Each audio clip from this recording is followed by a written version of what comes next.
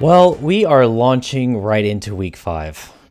Thank you for joining us again for the final week of regulation play in the World Doom League.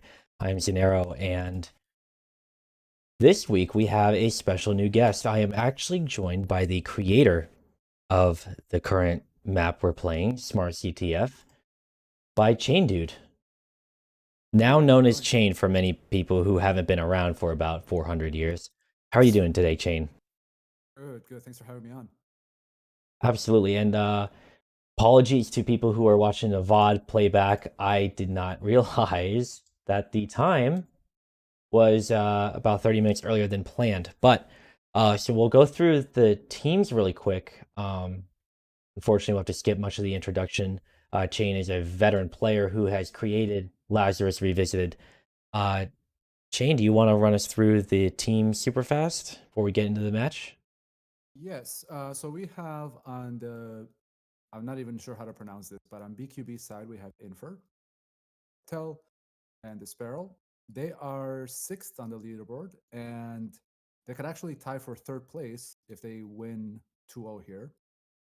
Um, they actually came off a pretty convincing victory in last week, and it was one of the shortest games in WDL history. So they're looking to continue the momentum for this one for sure.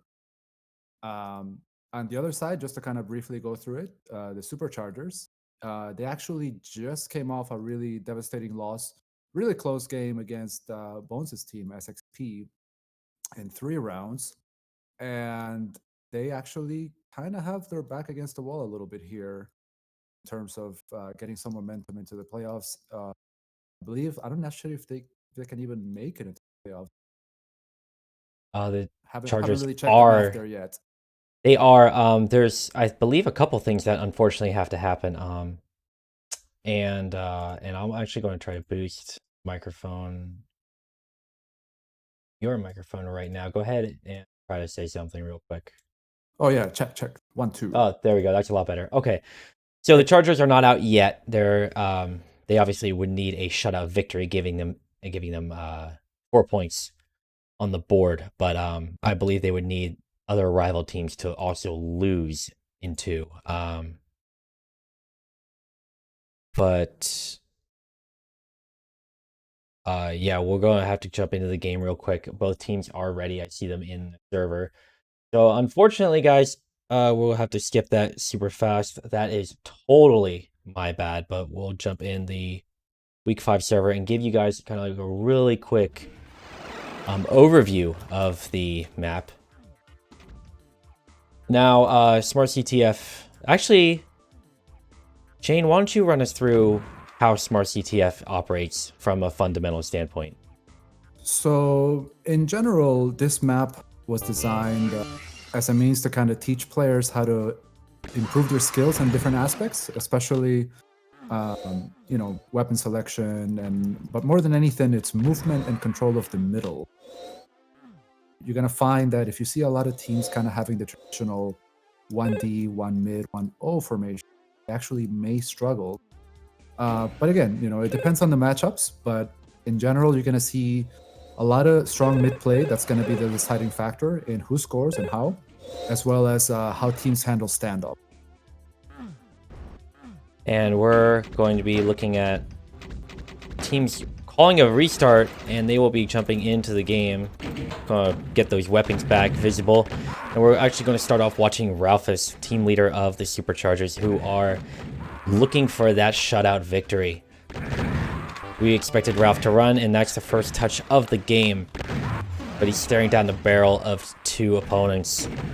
This can be a very defensive-heavy map. It's a map that, with great teamwork, like using that lift, we saw the lift lower for K-Blair to try to make a run of his own. The Sparrow making the jump to a teleporter, but instead makes a very tricky jump into the sewers. Hopefully the team was able to call that, but he's being chased out at mid and covered very well. The flag was returned almost instantaneously. And that kind of joust-like behavior can happen on the narrow corridors of Smart CTF. Ralphus, with a touch of his own, runs it through with excellent mid coverage from Blair. And they are starting with Prime instead of Solar.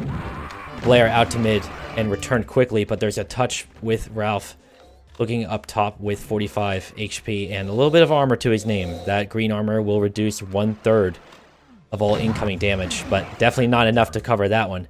Xenaero with another sewer jump going out through mid with nearly full health and full armor, running behind members of the Chargers, and that quick return was pivotal for Xenaero to tie it up 1-1. Blair trying to get out to mid. Excellent swing from Blair on a weakened member of BQB, but the flag was still returned. Ralph with a touchback. We're inventing terms on the fly here. Blair with a pickup, and it is tracked down and returned to Xenaero, tracking back into the base, trying to get behind the defenders who he's already burned a couple times, and that Really worked. good cover. They did Wow. excellent cover. They did not look behind them, and Xenaero was counting on that. Why don't you tell me what you see here, Chain? I'm mostly keeping an eye on the mid, and I'm really seeing the dynamic between these teams. And right now they're matched evenly, which is awesome. I always love to see that. I am noticing BQB taking advantage of those jumps. You know, the jumps that I designed for this map,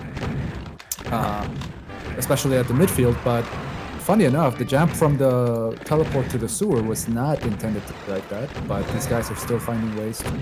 BQB is still finding ways to get through there. Xenaero, a very highly technical runner. And we switched over to Blair just to see him get executed by Cartel. Excellent return. But Ralph has an answer of his own, grabbing that armor, which can be pivotal for a long-term runner life. But he runs into multiple people looking towards the sewers. Great communication for BQB. Blair trying to get out, but Cartel waiting at the lift.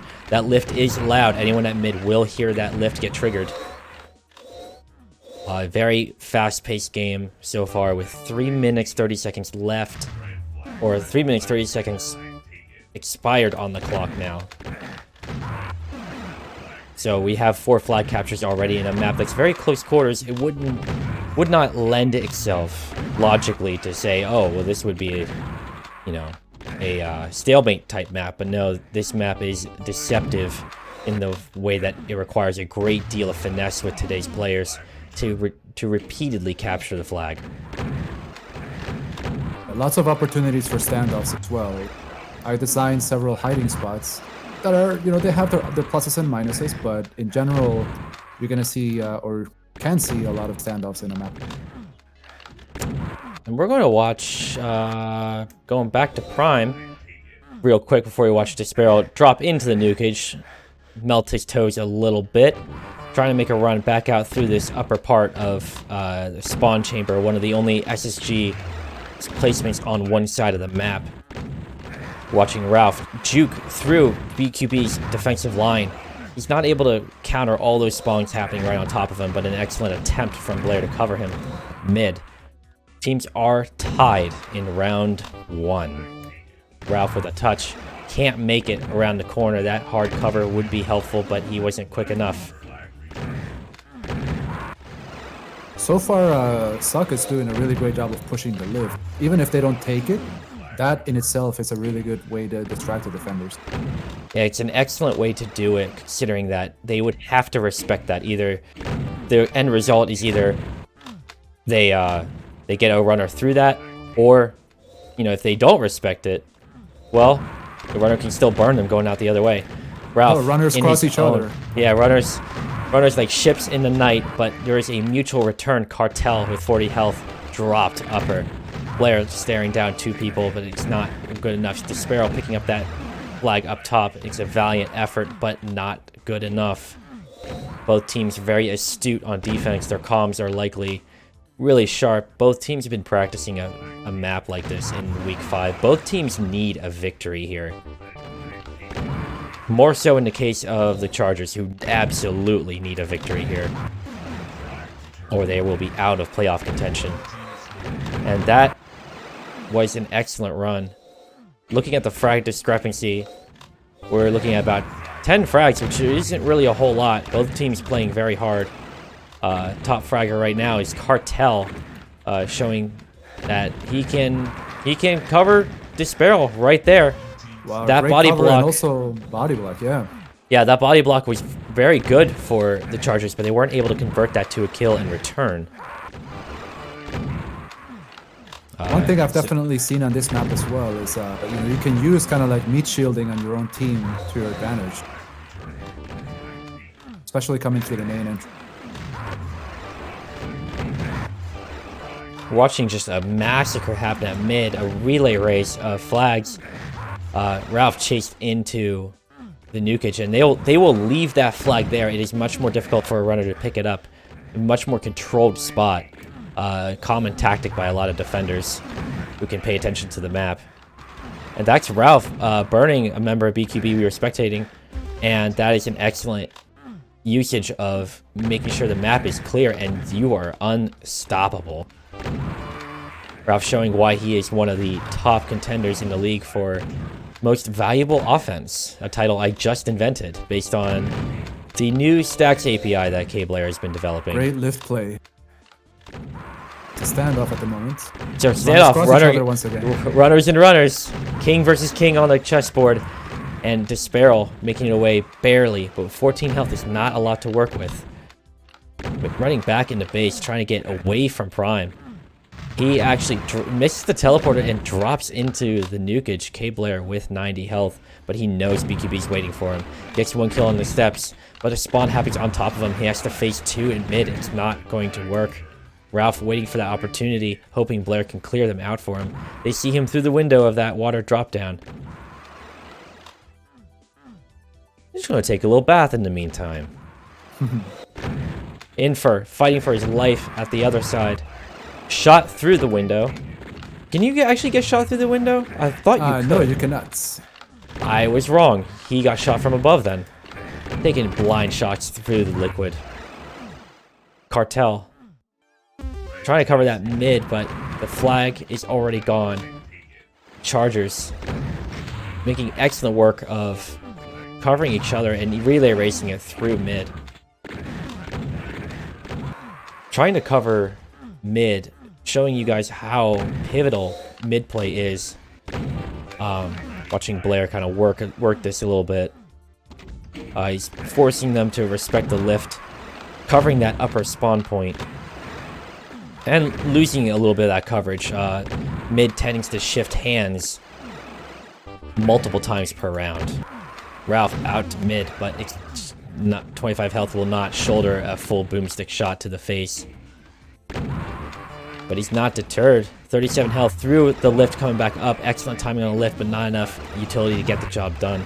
Despairel dropping the enemy flag up top. Blair, 50 seconds left. This is the time for Suck to come back in round one, and it is good. Blair with an excellent run through a heavily BQB-infested mid. A very close round one. 5 to 4. Blow for blow pretty much the whole time except for the last minutes. 129 frags to 131. These teams are trading frags back and forth. Excellent mid coverage from Blair. Excellent runs from Ralph. That made the difference. Round 2 is beginning. The Superchargers are up 1-0. They need another win here to shut out the game and their regular season. He's across mid. Excellent run. Good jump up top. They need that flag return. The runner's trapped in the base. Though, what a great shot from Despairel to drop the runner and return the flag. That's a little bit of a morale hit, but they have to pick themselves up, get more touches. Despairel says, I'm going to sneak around this side. Go through the top, get a little momentum boost. That threw off his aim a little bit. That's the kind of thing you want as the runner. You want a little grazing shot. It messes with the enemy's prediction. Yeah, I think BQB is definitely struggling with keeping up with that lift because I believe Blair is coming up, and no matter what, he's always activating that switch. Yeah, there are a couple different hits he's doing. He's doing it not only to make them respect it, but Cartel is actually through mid in the time that we had time to blink. That's how quick this map can be. First blood, BQB. But Blair is doing a great job of not only covering mid with frag power, but making sure that lift is always in play, but timing it well enough for his runner to get out. Absolutely. Speaking of, Ralph probably communicating with his team saying, look, I'm staring down the barrel of one. Need a little bit of help here.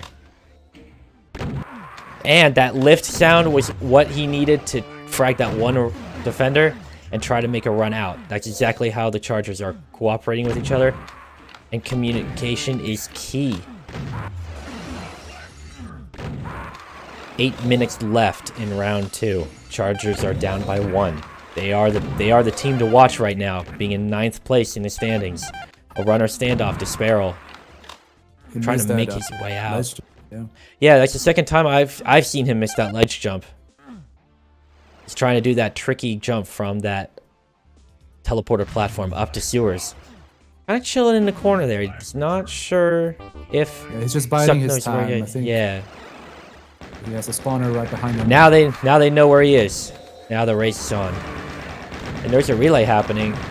Prime, 1 and 2. Securing a few more seconds of life. The Sparrow fueling up a little bit before coming out of mid. And oh, he's getting stuck at the ledge. And Sparrow getting caught out of position, but that coverage is good. Sparrow turning around to shoot one of them in for getting the other, allowing Sparrow a little bit more breathing room in this standoff. And that joust goes the way of neither team.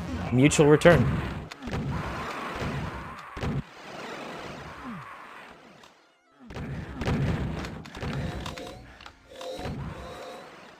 Those just getting here, we are in round 2 of the first game of week 5, the last week of the regular season before the playoffs begin.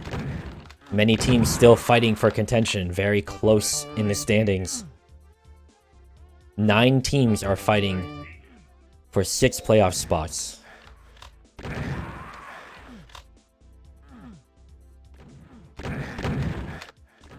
Blair, hiding up top. Now, one of those little hiding spots that Shane had mentioned before. Now, this is one of them. 2 medkits typically spawn right in front of where this player's looking.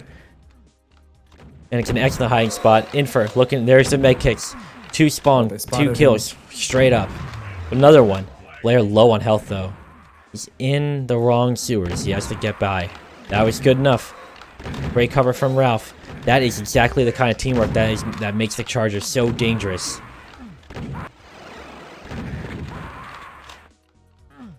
Great communication from the Chargers to tie it up almost halfway through round 2. Not as many flags going out this time. Teams adapting to each other. Sparrow out. Like a bolt of lightning out to mid, but he's caught anyways. Blair dropping it in the nukage. Infer trying to get out with 1 health. You need a little bit of a prayer to get by those tunnels with only 1 health.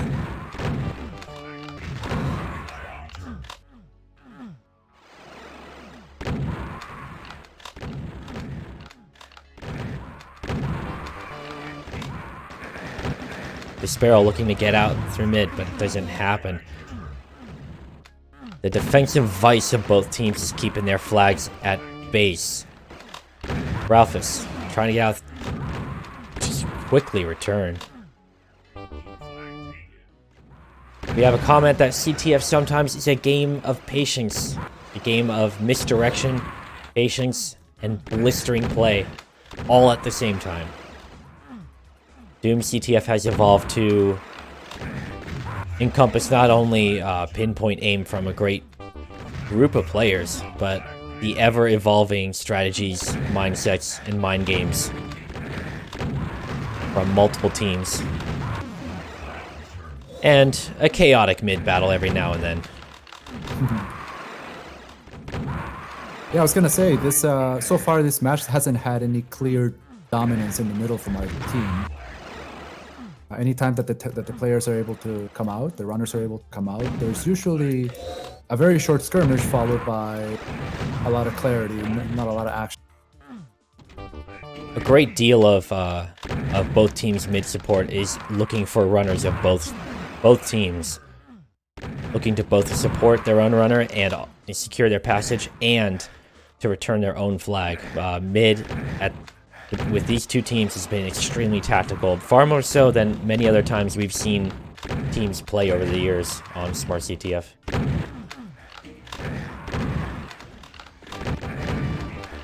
Ralph trying to get out from 10 to 0. Infer looking at 20 health, and a shot around the corner from Prime will quickly return the Chargers flag. Blair looking for that mid. Looking to get out. Sees the helmets of 2 BQB members. Needs a little bit of that cover. Gets body blocked, and that is enough to delay him at mid.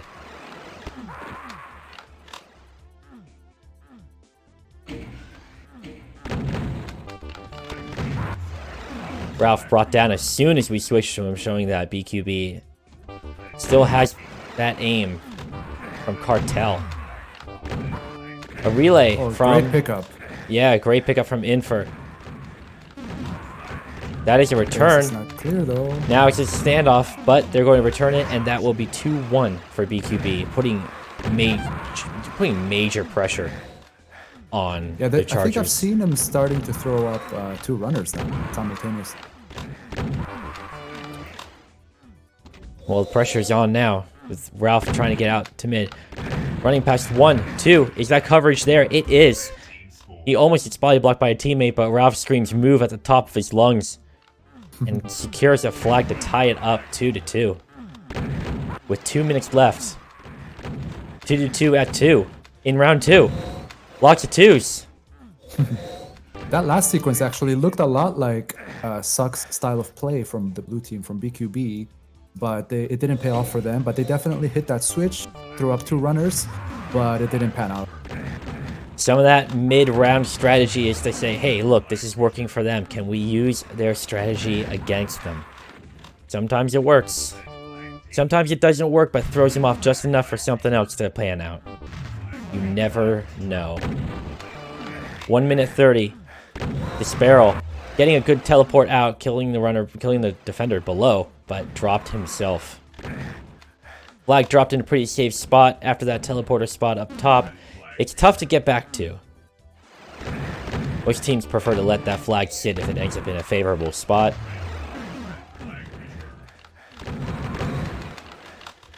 A minute left in the action here.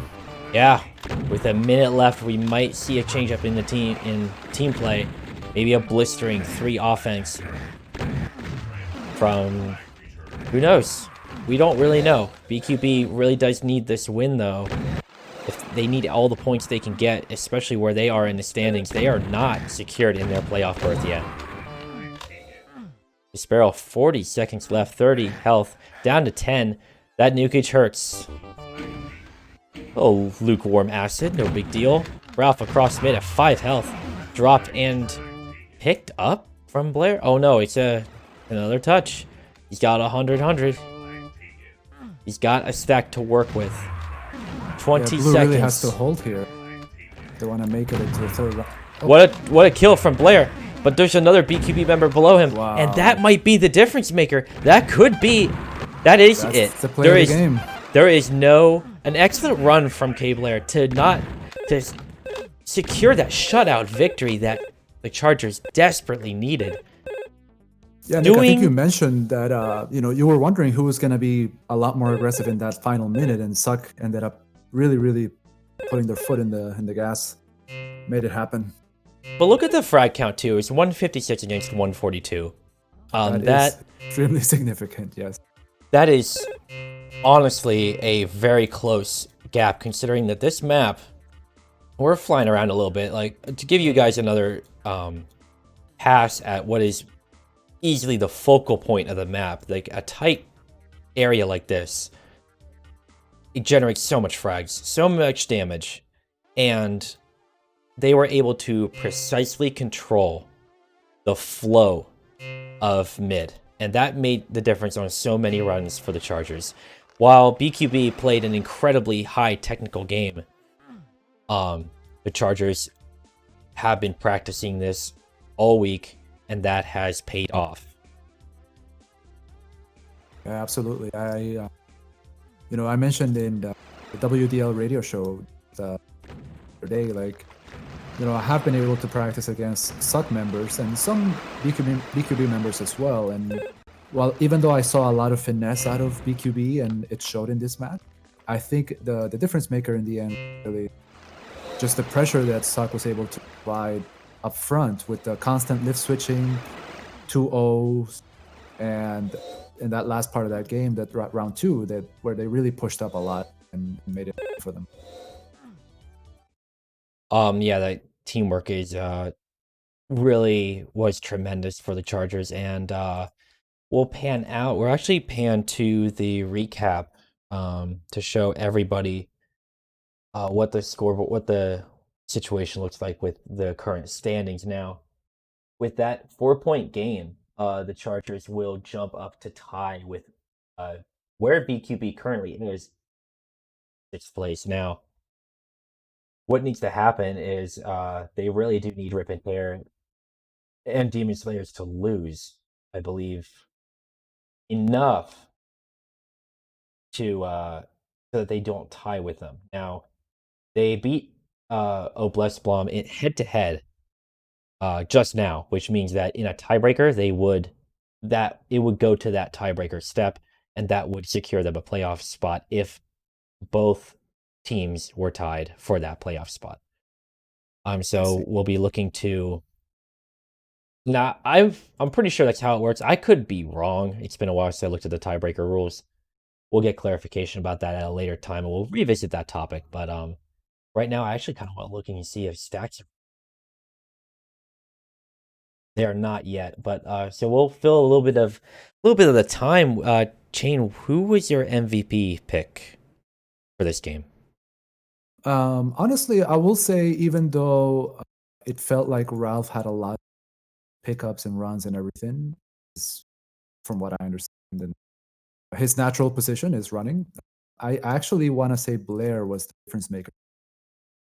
You would think that maybe like the highest fragging player could be the MVP, or maybe runner or whatever. I think his effort at middle was, and I noticed, even since I was kind of just floating around the middle of the map, I noticed that he would actually come all the way up to the switch for the lift, just not shoot anybody, not make any noise, and then only when Ralph was passing by, he would activate that switch and either stay there and keep it open, or come around and protect him at mid. So I think Blair definitely made a huge difference. I would agree with that. And I want to look at the stats too, but Blair not only getting that final capture in round two, uh, but he also had 3 captures just on his own. No pickup captures, but also a very strong off frag control game as well, with 119 frags for kill death of 115%, which is only barely beaten by Infer at 119, showing that they were going head to head in terms of frag power on a map like this. Blair with a little bit more damage at 12,416. That damage comes up big for both defenders and runners. If you just chip away at them a bit, it makes their world a lot easier, because then they're forced to respawn, and then they have no utility. They're scrambling to get back into their roles. On a map like this, that can be crucial. Yeah, absolutely. So currently, yeah, that's how the picture looks for week 5. We have more games happening. This game was kind of broadcasted spur of the moment, because where I am on Pacific time, I like barely just got home. But we pulled it off. We were able to bring you an excellent performance from the Superchargers, and thank you, Chain, for showing up on the incredibly short notice that we ended up having. No, it's all good. I'm really happy I was able to come on. Yeah, it was awesome. And that map, for those who are just tuning in or are not familiar with Doom multiplayer, was made by my co-caster Chain, and has become I would say a traditional map at this point. It's been played quite often, and is looked upon favorably by a lot of players, both who are frag heavy and who rely on finesse. This map will bring you everything. Now, coming up tomorrow at 5 o'clock Eastern, we will have the Steel Ball Runners against Ty's OnlyFans, and they are 5th and 3rd in the standings respectively. So they are, despite being 3rd, Ty's OnlyFans is still having to play for that playoff spot.